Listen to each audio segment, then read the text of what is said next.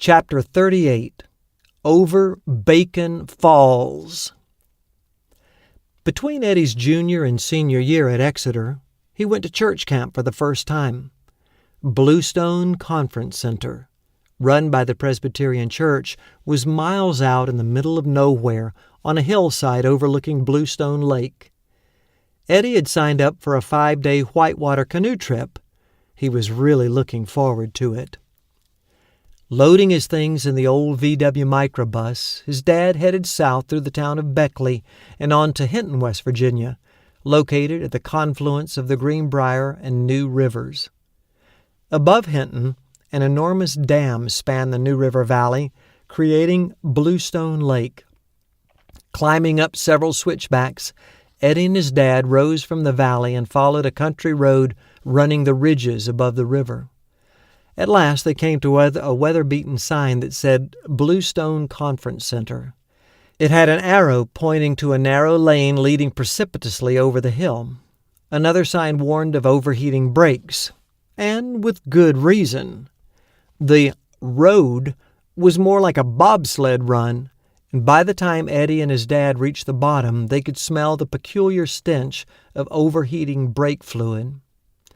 Just as they thought they'd have to stop to cool the brakes, they came around a last corner and gratefully pulled into the camp parking lot. They entered the lodge, admiring its old wooden beams and large stone fireplace. Looking out from the front porch, their eyes swept the grassy knoll, taking in 12 to 15 gray clapboard cabins. At the lower end of the hill was a swimming pool. After registering, Eddie said goodbye to his dad and joined his group. A pastor was the adult leader, and 2 college girls were to be the counselors on the trip. There were half a dozen teenage campers from around the state. After getting to know each other, they walked to the old barn where the aluminum canoes and equipment were stored. The group began to sort through paddles and life jackets, bailing buckets, and tarps. They were each handed a waterproof bag to repack their clothes into. Dehydrated meals were counted out and cooking equipment selected. After a basic canoeing session down at the pool, the group headed out of camp to the wilderness area to spend the night. They walked on a winding lane through the summer woods. Sunlight filtered through oak leaves. Sassafras bushes grew in the shade. Alongside the road, velvety leaves of mullein mixed with bright splashes of black-eyed Susan.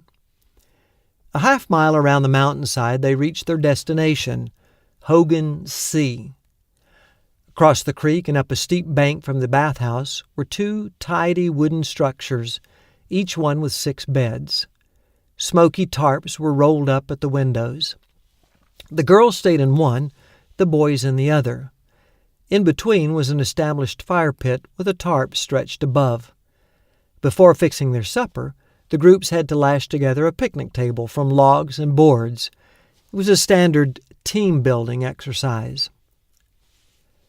In the morning, they climbed aboard the camp van, and with the canoe trailer rattling behind, they made the steep climb up the flank of the mountain. For an hour they wound through West Virginia, past mountain farms and upstream alongside the Greenbrier River, passing Alderson and Lewisburg. When they reached the small settlement of Rennick, they turned off the highway and dropped back down to the water's edge. The Greenbrier River is one of the scenic treasures of wild, wonderful West Virginia. It springs from the balsam-covered highlands of Pocahontas County and runs in Class 1 and 2 rapids through 3 counties until it empties into the New River at Hinton. Its crystal-clear waters are inhabited by rainbow trout and smallmouth bass. Below the town of Alderson, in a bend made famous by John Henry, roared the Class 3 rapids of Bacon Falls.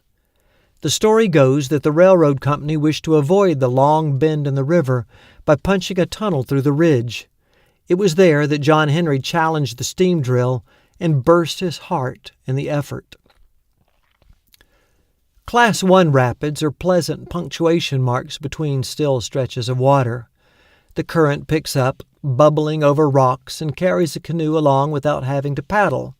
There's little danger of tipping over if you're alert and avoid the rocks that form long inverted V's in the current. Class 2 rapids can flip a canoe if you're not careful. There is a larger volume of water, and they require more technical skill to maneuver the boat from side to side as you navigate. Water rushing over shelves of rock can create hydraulics, horizontal whirlpools that can trap a canoe and suck it back under the falling water. Bacon Falls was a Class 3 rapid, the biggest water that can be run in an open boat. After a couple of miles of still water, the canoeist rounds a bend and faces 100-foot cliffs on the right. The river gathers momentum and drops into a long left-hand turn. It roars over and around, and the paddler is thrown against the cliff. At the bottom of the run waits a large boulder. Water piles up and around it to flip a canoe and leave its occupants dog paddling for the shore in the pool below. The group set off in high spirits, getting the feel of their boats and coordinating with their partners. They passed from shade to sunlight. The water sparkled and a refreshing breeze lifted the leaves on the trees. They were pleasantly tired when they reached their campsite a few hours later. Pulling the canoes up onto the sandy bank, they reached for tarps and cooking gear. In a bit, they were seated around a campfire, opening dehydrated meals with curiosity. One powder turned into beef stroganoff. Another was supposed to be peach cobbler. It took a bit of imagination, but all were famished and the food disappeared. In each packet was a flat slab of something called a Bolton biscuit. It may have been a modern version of sailor's hardtack. During the trip, the campers enjoyed dropping pieces of their biscuits in the river to watch them expand to several times their original size.